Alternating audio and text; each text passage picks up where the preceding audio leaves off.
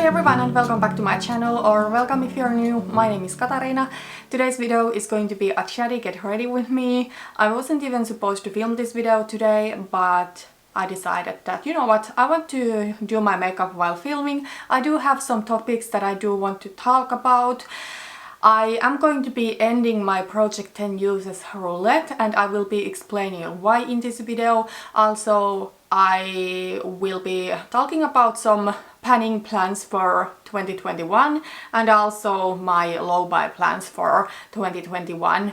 I will be trying today for the second time this Nabla Close Up Futuristic foundation. I did wear this once to work and first when I applied it I kinda liked it, but I don't even remember how it looked like after the day. I usually don't pay attention to my makeup unless it is a disaster. I will be doing my eyes before doing my base, but I do want to put on another of my primers already, so I will be using the First Aid Beauty Hello Fab Coconut Skin Smoothie Priming Moisturizer. I know I have promised to share my thoughts about First Aid Beauty and the cruelty-free status of it, and overall kind of like my thoughts about cruelty-free, and I know I haven't done it. Maybe later I will film a video dedicated to it, but I thought that I'm just like briefly going to talk about it today. I am going to now apply eyeshadow primer. I do have this little deluxe size from Urban Decay. It's their eyeshadow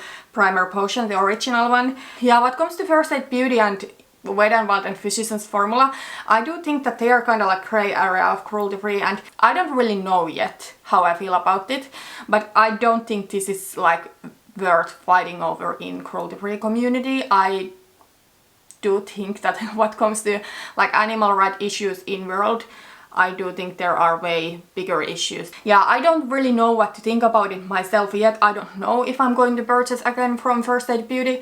I will say what comes to Wet n Wild and Physicians formula, I think they were kind of like shady about going to Chinese market, and I wish they were more open and honest about it, but I don't think it's like worth fighting over, and I do think it's something where everyone needs to make their own mind. But it can be challenging where all the different blogs are like telling differently. Like someone says it is cruelty free, someone says it's not cruelty free, so I totally understand if it is confusing. I am today going to create an eyeshadow look using my palette of the month, so the e.l.f. Opposites Attract eyeshadow palette. I will say it can be quite confusing when you first look at it, but I try to think it as like a warm side and a cool side, and I will say I don't really like the cool side. Those shades are just a little bit too cool for me. I think all of the looks I get from there are like really smoky and deep and a little bit too much.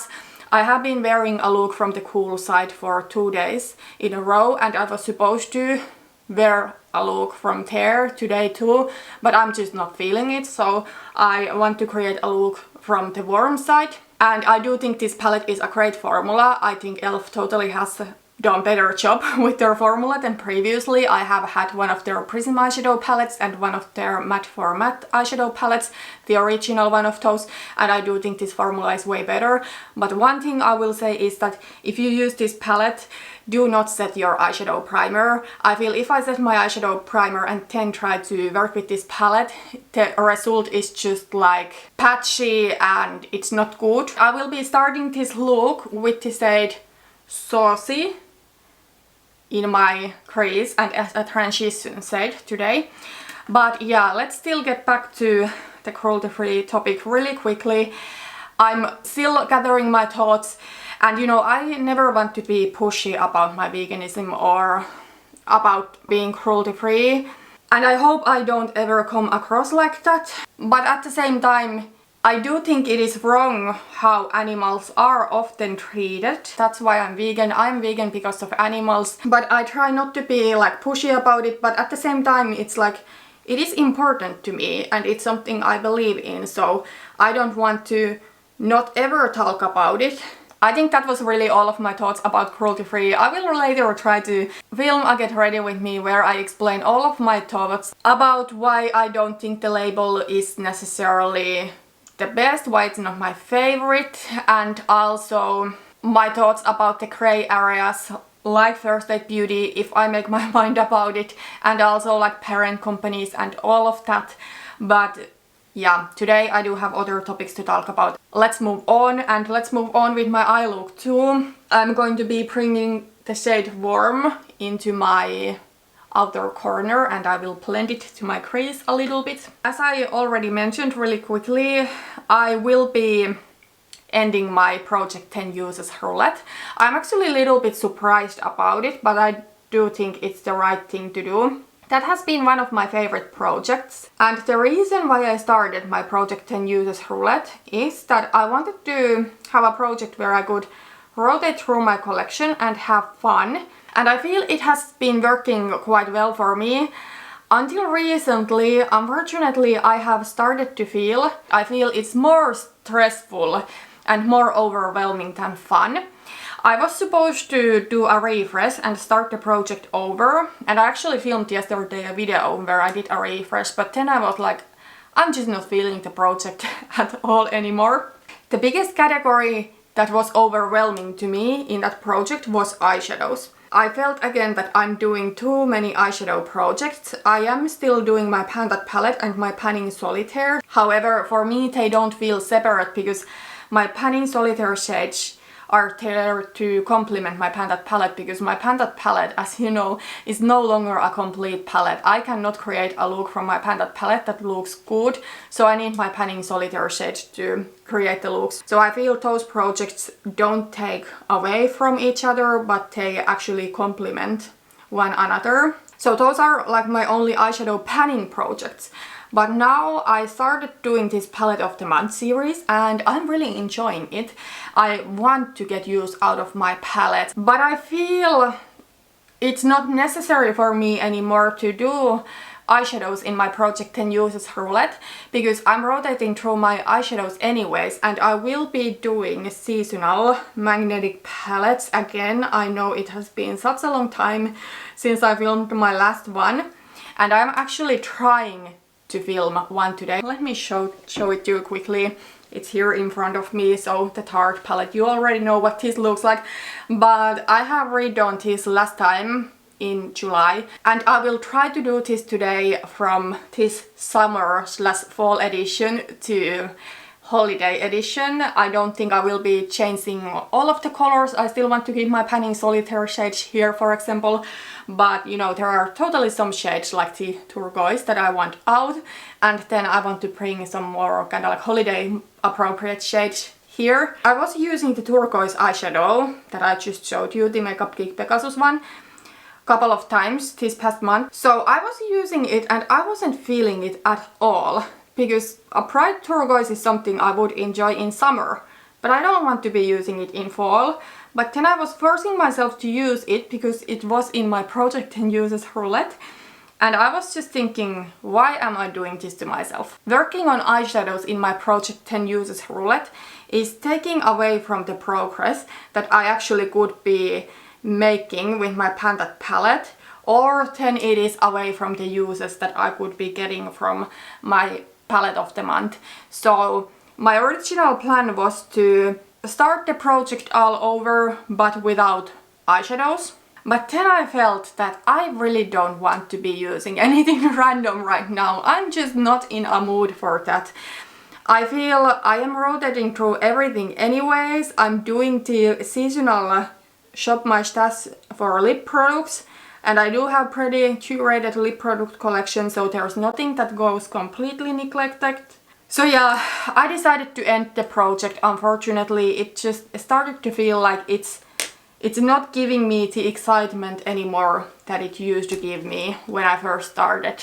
Then next I am going to use the shade Spicy all over my lid. This one is a beautiful bronzy shade. The formula is amazing on this one. I have just a dry brush right now, and yes, I didn't set my eyeshadow primer, but I didn't need to wet my eyeshadows. I don't need to use fingers, just a sticky base and a dry brush, and this is the result. Okay, so one thing about the palette that I will say is that the shade Fresh, that looks like a highlight shade, is actually not a highlight shade for me, because I have now used quite a lot of concealer under my brows, and this fresh shade is pretty much the same than my skin tone, but it is actually a little bit deeper than the concealer I have used under my brows, so I cannot highlight with it. I will be highlighting later with the highlighter I will put to my face. However, I will be using the shade Genuine. I'm sure I didn't say that right. Anyways, I will be lining my eyes with this eyeshadow, and I will put on some mascara and falsies, but I will do that off camera because it's hard to film while doing eyeliner, so I will be right back with eyeliner on and with lashes on. Okay, so I'm back with the liner on and with lashes on. I'm going to use another primer too, so the Urban Decay Optical Illusion Complexion Primer. This is my favorite pore filling primer, so I'm going to take a little bit of this and put this one to my T-zone and cheeks. I don't like to use this all over my face, but in places where I want like a smoother skin and fill in pores, I do like to use this. I do have over there like a weird red patch. It doesn't feel too dry, maybe a little bit drier than my skin normally, but I don't know what it is. This is the Nabla Close Up Futuristic Foundation. I do have it in the shade L20. This shade is described to be very fair to fair complexion with neutral undertone. They do have in total 30 different shades, so I have used this once. I'm going to shake it a little bit. I do remember when I first applied it, I did like I normally do with my Catrice foundations, that I put like dots around my face and then blend it in. And the Catrice foundations are quite liquidy and they don't dry super quickly, so I'm able to do that. But with this one, I noticed that it starts to dry up a little bit quicker, so I'm going to take a different approach today, put a little bit to the back of my hand and go from there. I'm using the Real Techniques sponge. This one has kind of like a scent that I don't like. It smells a little bit like paint, but now it does blend out pretty nicely. I just noticed that Nabla has launched a new eyeshadow palette. What is it called? Side by Side Nude palette. That totally caught my eye. I love neutral eyeshadow, but I don't need that palette. But Nabla is totally a brand that I do want to try more. It's just I really don't need new makeup, but they do have a couple of beautiful palettes. The Secret palette looks like just my type of palette, and also the Dreamy palette looks quite cute for like winter and springtime. But anyways, I did have other topics to talk about. I kind of wanted to talk about my project panning plans, so if you do have any ideas, please let me know if there's something you want to see me doing.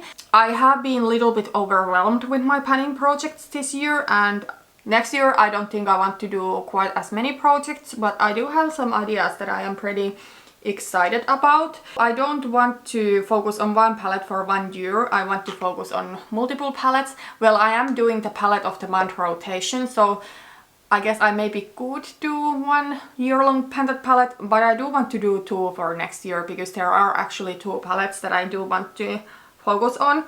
And I'm pretty excited about that. I will also be doing the palette of the month series, so that's of course taking away from the painted palette, but what comes to painted palette, my biggest goal from now on will be just to hit pan.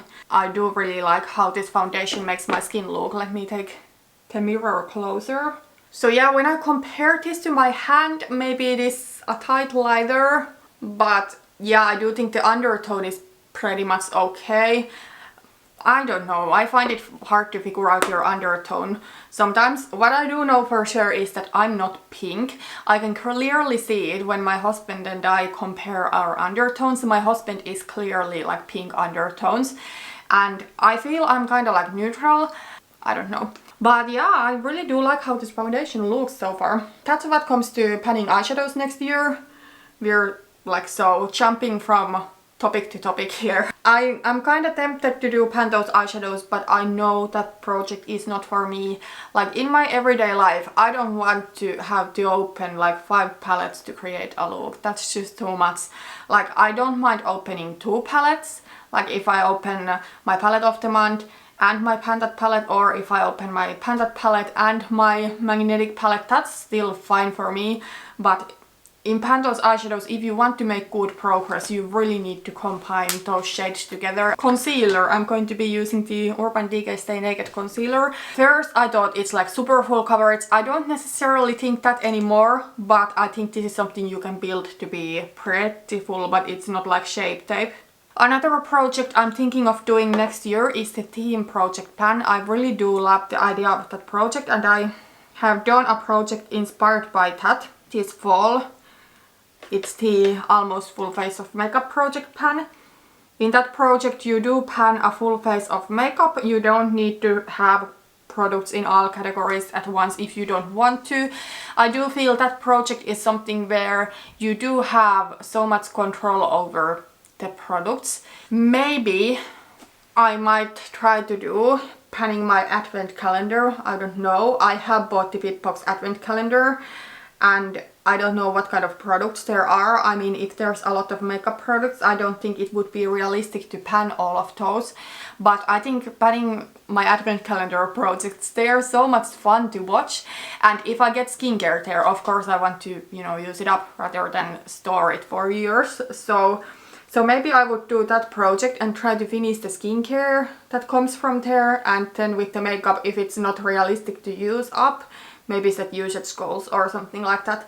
But yeah, other than that, I really think that's all of the projects I want to do. I mean, I know there are amazing project pan collabs like the Partnership Cream, and I'm sure the Roulette pan collab will be back for next year, but I feel I'm just too overwhelmed when I do join into too many projects. You know, overall I feel that with my makeup collection, other than with my eyeshadows, I am in a place where I do have quite curated collection and I don't really feel a need to project pan that much anymore. And I guess that's a good thing, because that was my goal with panning, to get to the point where my collection is manageable and I feel I love everything. Oh yeah, I almost forgot, I'm still doing the 30 by 30 project pans, but yeah, that project is not something I'm taking too seriously. I'm just trying to work on some older stuff in my collection and we'll see how it goes. But yeah, I feel I am in a place where I don't need to be panning so much, but then my channel has been so panning focused. I don't know if anyone wants to watch my videos anymore if I don't pan as much anymore, because that has kind of like been my main gig. But then in the end of the day, I need to do what I think is right for me to do. Where is my concealer brush? Oh, it's on my lap. So I'm going to put a little bit of the Revolution concealer to my forehead, nose and chin.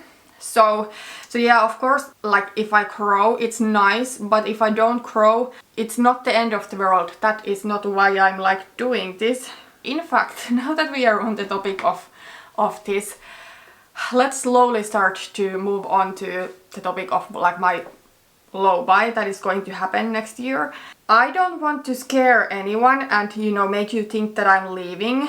I'm not leaving YouTube, but I have been thinking, what should I do to get my makeup shopping under control, and I honestly do think that I would be in so much better place if I left YouTube.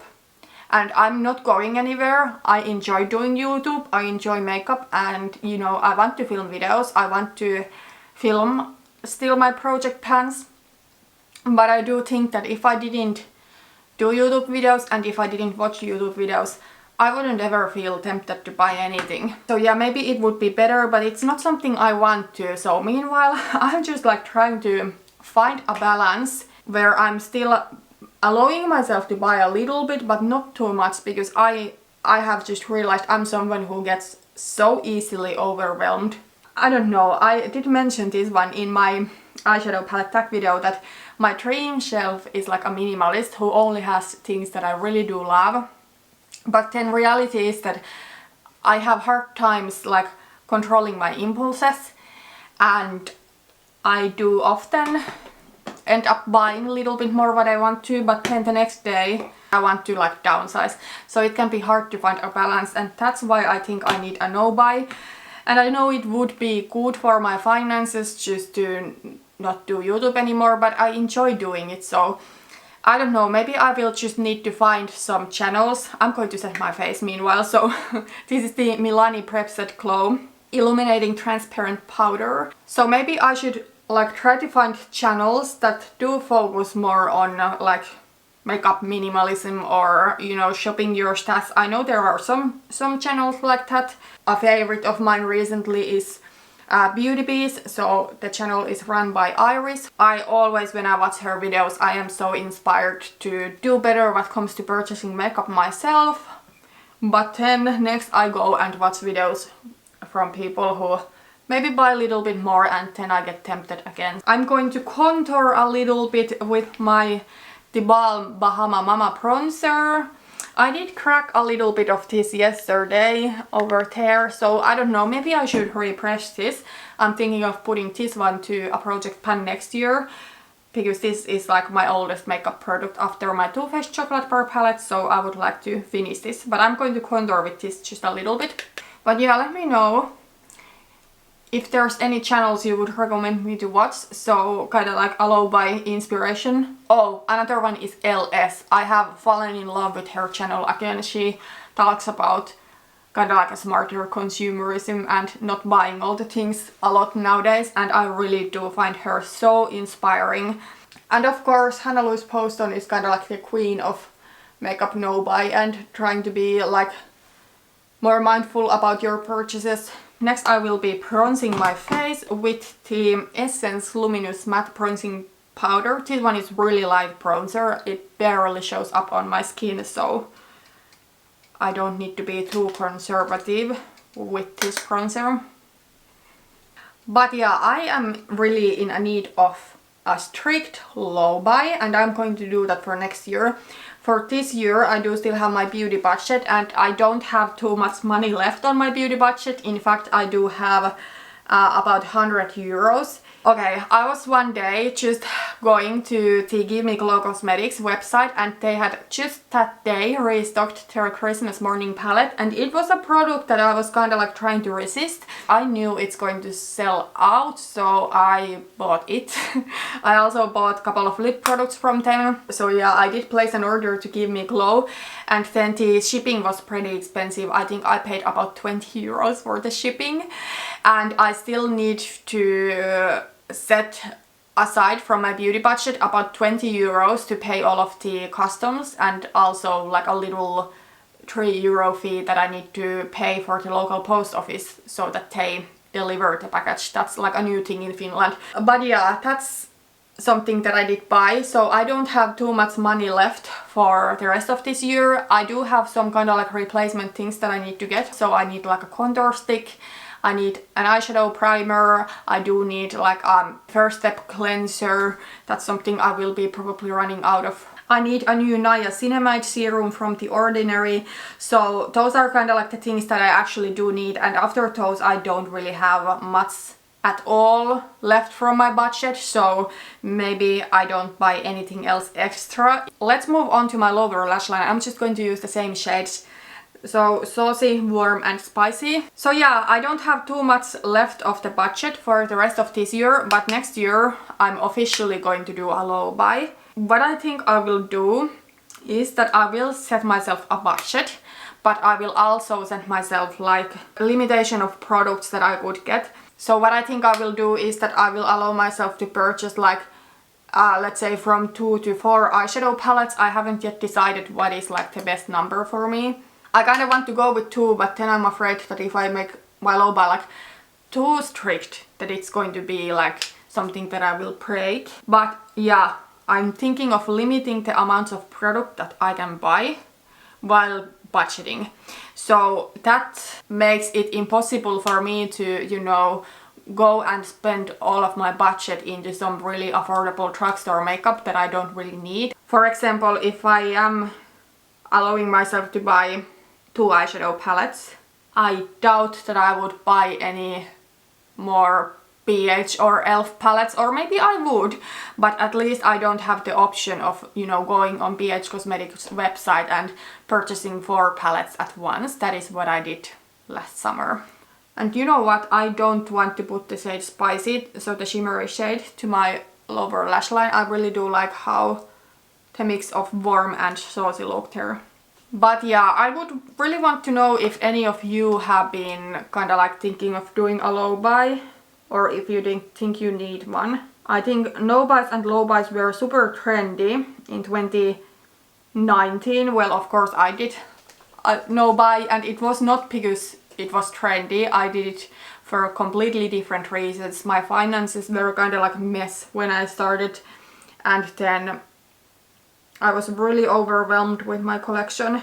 But in 2020, low buys and no buys haven't really been a thing. I know a lot of people have said that, you know, because of COVID, it's kind of like easy to cheer yourself up with purchasing new makeup, and you know, I totally get it, and maybe I have been doing it a little bit too. I have been purchasing makeup and then I have kind of like had different excuses to that throughout the year. Today I want to do like a pearly neutral waterline, so I'm going to be using the BH Cosmetics Power Pencil in the shade Shimmer Pearl on my waterline.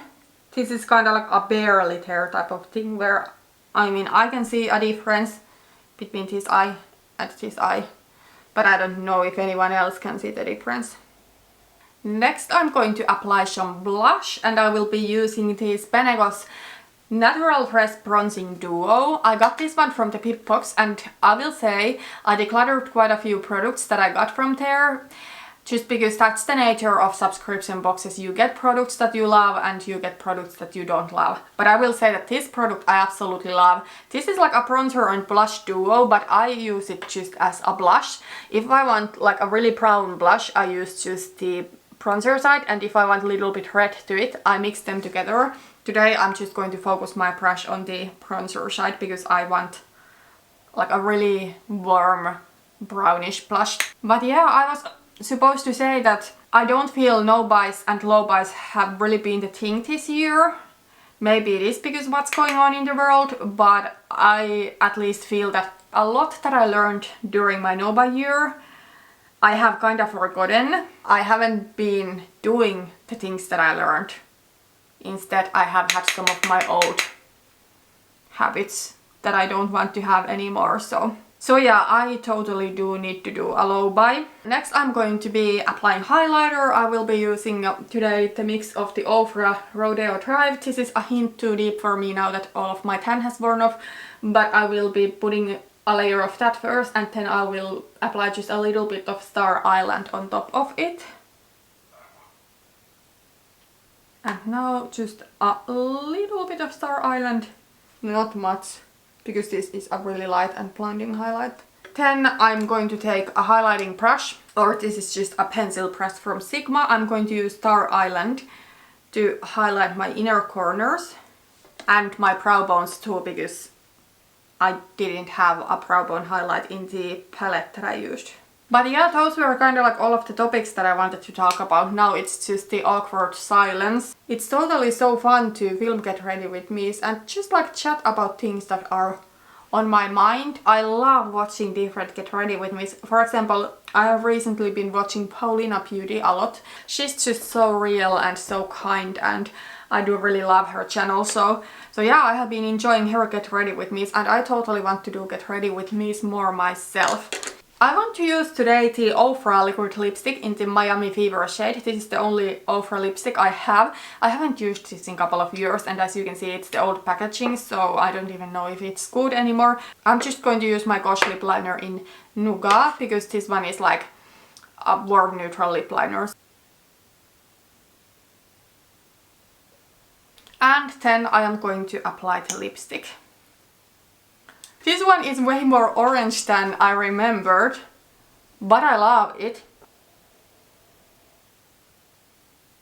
I want to use a setting spray that I actually do like, so should I use the All Nighter or should I use the chill one? I'm going to use the Urban Decay chill one. I don't think I have used this in a really long time. I kind of want to try the Urban Decay All Nighter Glowy version, but I am afraid it's going to be a similar glitter bomb than the Cover FX Illuminating setting spray, which is horrible. But I don't know, let me know if you have tried the Urban Decay Glow one. Do you like it? Does it have actual glitter coming to your face, or what's the deal with that? Oh my gosh, I had forgotten how nice and calming and chilling this feels like. And I will say, I love how my skin looks like the Nabla foundation. I don't think that there's any foundation that I have that actually looks like skin unless I put on my NYX Bear With Me. But, you know, I do think this looks like a natural foundation and I love how it looks. I feel it looks really smooth. I mean, of course, I do have little fine lines in my forehead, so you can see them, but it just looks really smooth and nice. So, really happy with that. I'm going to put on some jewelry and then I will be back for kind of like final thoughts of this makeup look and so on. Okay, so this is the finished look. I really do love my look. I will say I love how the foundation looks like, as I said already, so I'm not going to go on and on about that anymore, but it looks so nice. I love how my skin looks overall, like really warm, kind of like bronzed. And I do love the contrast between my warm makeup and my grey sweater. And yeah, what comes to the e.l.f. palette, I do think the quality of this one is amazing. Just don't set your eyeshadow primer when working with this, because then it's going to be patchy, at least on my case, if I set my primer. But yeah, that was really everything for today. So there were some thoughts about different things, like some really surface thoughts about cruelty free, some thoughts about my next year's low buy and panning projects. If you do have anyone to recommend for low buy inspiration, please let me know. And also if there is some low buy videos, no buy videos or panning videos that you would love to see from me. So I'm totally open for suggestions. But that's really everything for today. Thank you so much for watching this video and see you on my next one. Bye bye.